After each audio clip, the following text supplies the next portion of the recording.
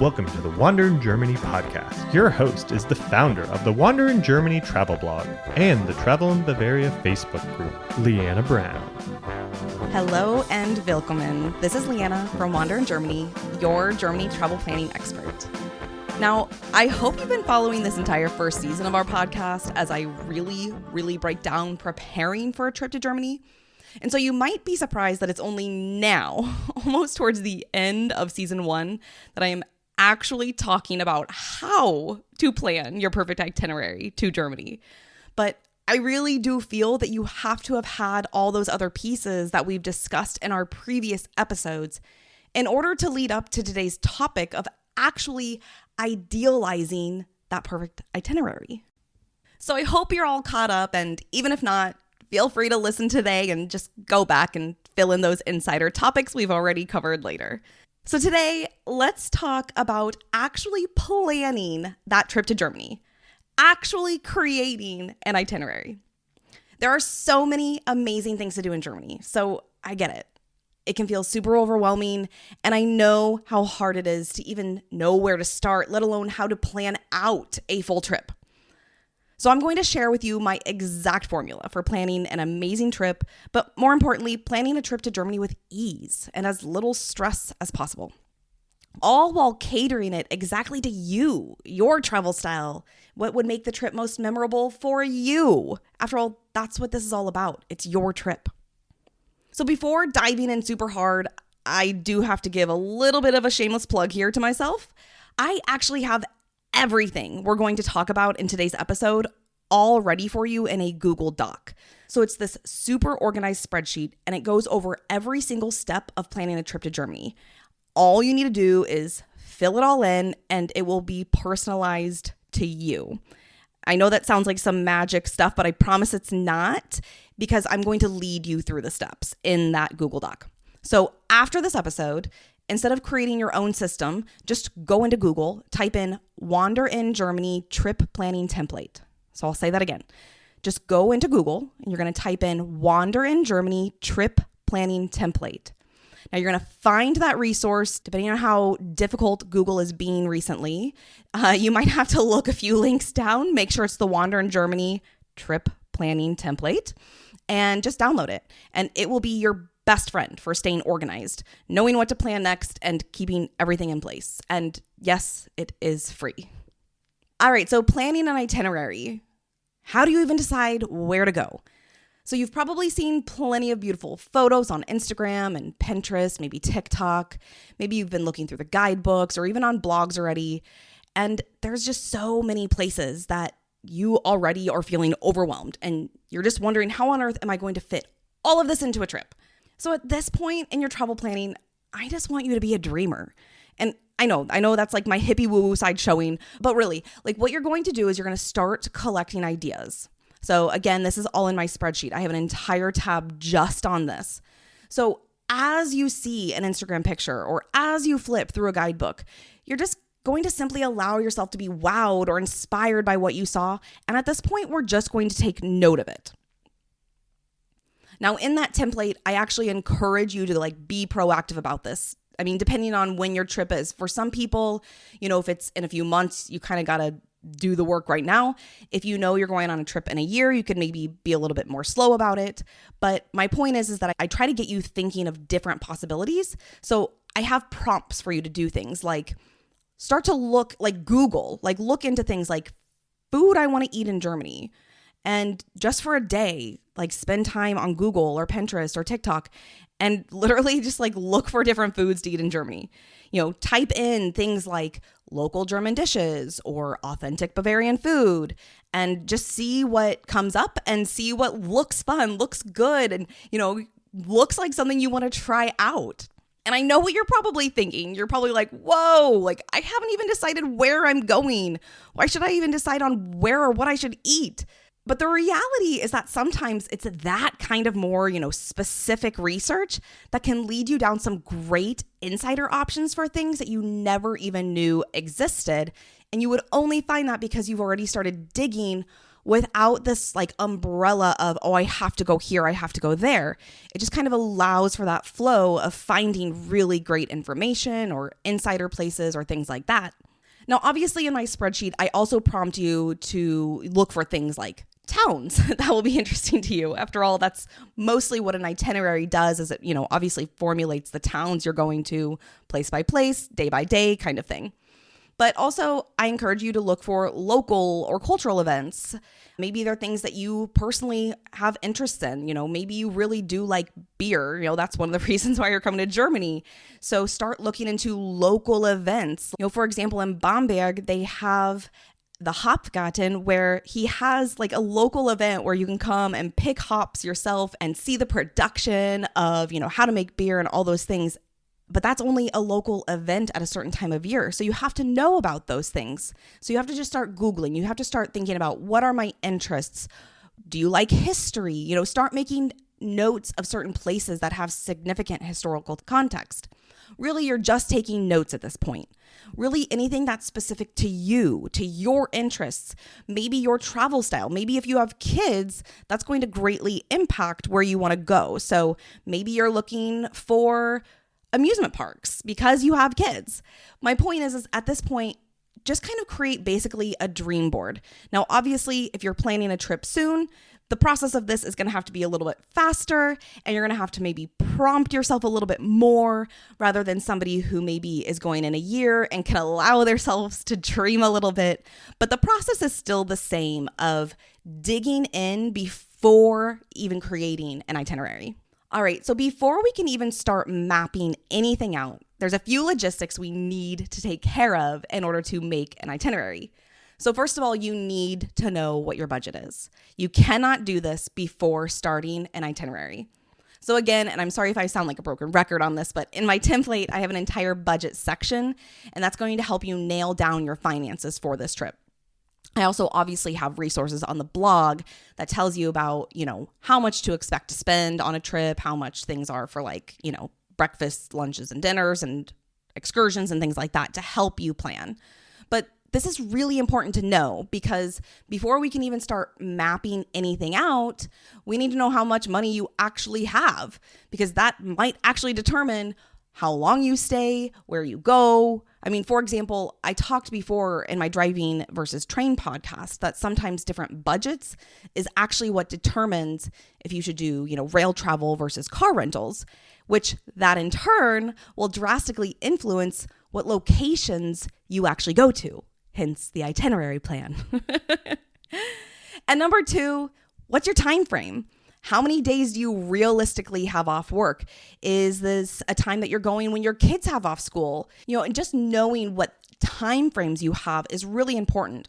For example, remember that if you're coming from the US, you're going to leave one day and you're actually going to land in Germany the next day. So for example, if you're leaving December 5th, then you're actually going to land in Germany on the 6th. So it kind of feels like you almost already missed, half a day there. And that's not even taking into account the fact that, you're probably going to be jet lagged, maybe getting to that first destination that first day. And so you have to start to take all of these little bits and pieces into consideration to kind of formulate that time frame. So ultimately, we can't move forward with an actual day-to-day itinerary until we have these 2 things figured out, or at least rough estimates of those 2 things. All right, now, before we go any further, I'm going to put a stop and a hold right here on the planning process. Please, I beg of you, do not cram so much into your itinerary that you're just going to be rushing around and you're not going to even remember anything. That's just really not the proper way to explore Germany. Now, I know what you're saying. You're like, look, LeAnna, not everyone can be living in Bavaria like you. I only have 1 week or 10 days, whatever it may be. And this is a trip of a lifetime and I have to fit in as much as possible. Look, I get it. I really, really do. I used to be that person. Before we lived in Germany, my husband and I did backpacking trips and we came to Europe for a month and we literally only had a week in Germany. So I get it. But I beg you, please slow down. The slowness of Germany is actually one of the things that makes this culture so wonderful. And you'd be missing out on, those lazy afternoons at a corner cafe drinking cappuccinos and just people watching, or having a really long lunch at a beer garden next to a river and, not just being rushed. So I know that you want to get as much as you can out of this trip, but don't put so much in that you actually end up not enjoying it. So if you've been following this first season, you actually probably already know like one of the variations of my tagline, which is, wander in Germany, seeing the iconic sights balanced with authentic delights. And I'm a huge believer that some of the best trips do have, those bucket list, checklist items, but then pairing it with some really great off the beaten path ideas, or even just simply slowing down a bit in each location. And sometimes it's that combination and balance that makes the perfect trip. So I get it. You want to go. You want to see those bucket list items, but please, find a way to slow down, find a way to find, an off the beaten path location to balance out an iconic site so that you feel a little bit more balanced and that you can really appreciate your trip instead of just feeling rushed. Okay, let's start planning. So, we have this list that we've created, right? Like whether you've used my Google template or whether you're using your own or whether you just have a book or a notebook, whatever it may be, we need to start whittling this list down because there's no way that we're going to include everything that we've dreamed up and put on this list. There's no way that that's going to be included in a trip, especially one that might be limited on time. But this list is just something really to start with. So from that list, we're going to start prioritizing what looks like, the must visit places or things to do. You can even start creating a ranking system for you. Top priority gets blue or is, rated number 1. Things that would be nice, but I can skip might be a rated 3. Whatever system makes sense for you, start prioritizing. Okay, so once you kind of have a list of some top priorities, and also those supplemental ones, what we're going to do is we're going to go over into Google Maps. Now, I don't do this on a physical map because most people don't realize, Germany is a quote unquote small country in comparison to something like the US or Canada, but it's not a small country. It's still quite big. It still takes a long time to get places, from one end to the other or side to side.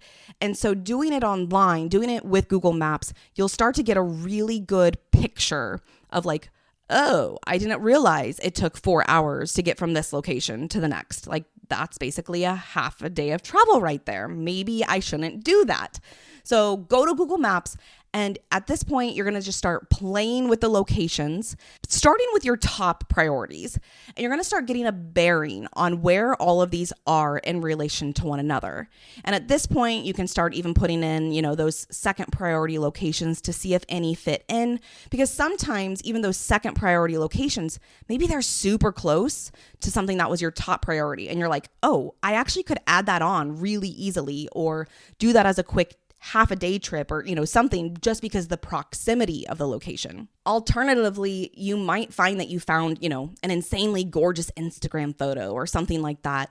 But when you go to plot it out, it's so far out of the way that it just doesn't make sense with your time frame, how much time you have, where else you're going. And you'll just kind of have to put that on your, maybe next time itinerary list. Yes, I legit have Google Notes for like, next time I visit this area. So unfortunately, that's just how trip planning goes. Some things have to be cut. Some things have to be put into the next time list. So really, it's at this point that you're deciding, which cities, which towns, which activities that you want to include in your itinerary to actually ensure that you're seeing what you want to see in that place. So let's say you have Munich. Well, now you're going to have to spend a little bit of time seeing what all there is to do in Munich. Was there something in particular that you wanted to do in Munich? And have you allowed yourself enough time to see, that one thing? Or if you want to see the Black Forest, for example, was there something in the Black Forest that you wanted to see? And logistically speaking, do you have the time to actually not just get there, but like get there and enjoy seeing it? Like that's the key here, folks. You have to enjoy this process. You don't want to be in your car or in a train more than you're actually at a destination and a location, soaking in the culture, soaking in the experiences.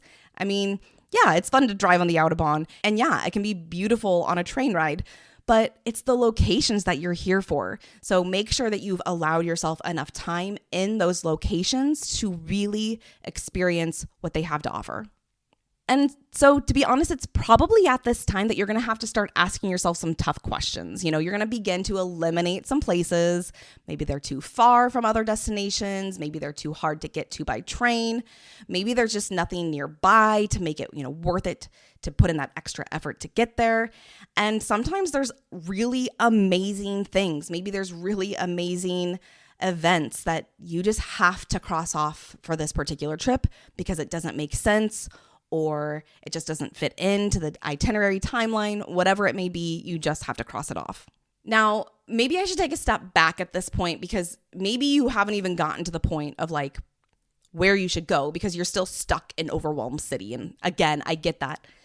For example, I know a lot of people, they'll tack on Germany as part of like a multi-country Europe trip. Like I said, that's what I did the very first time I backpacked in Europe.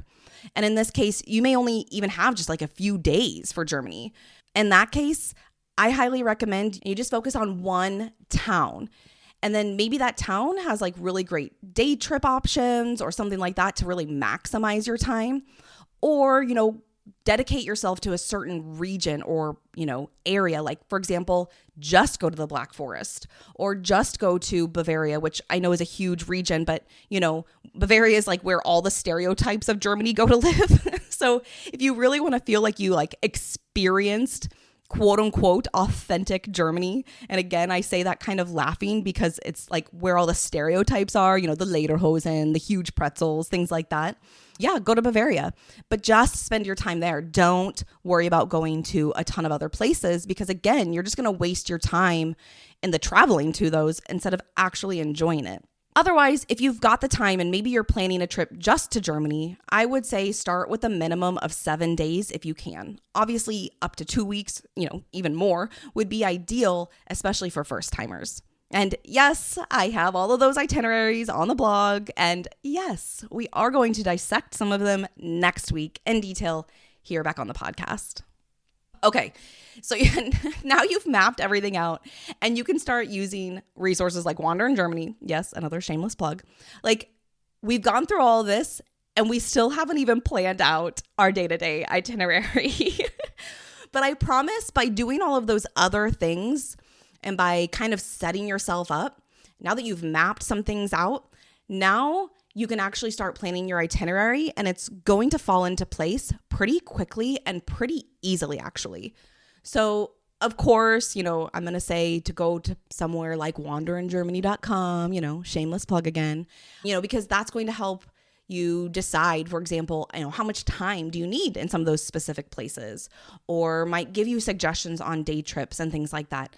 And honestly, once you have it mapped, once you kind of know a general route of where you want to go, then figuring out the itinerary part, how many days is actually sometimes one of the easier parts because you already have figured out, okay, I know I want to go to X, Y, and Z locations. Now, how much time do I have in each of those places? Now, obviously, this is where sometimes you have to be flexible. Sometimes you really wanted 3 days in Munich and because you need to go somewhere else or want to add in another location, maybe you knock it down to 2. And I'm sorry again if I'm sounding like a broken record, but this is again where I really encourage you to balance. I know you're going to be tempted to go on the shorter end of things if you're trying to cram as much in as possible. So, if I say on Wander in Germany, please spend 3 days in Munich, you might be like, I'm going to try to get away with 2. That's fine, but don't do that for every location. Please just make sure that, you truly are getting the most out of each place that you're in.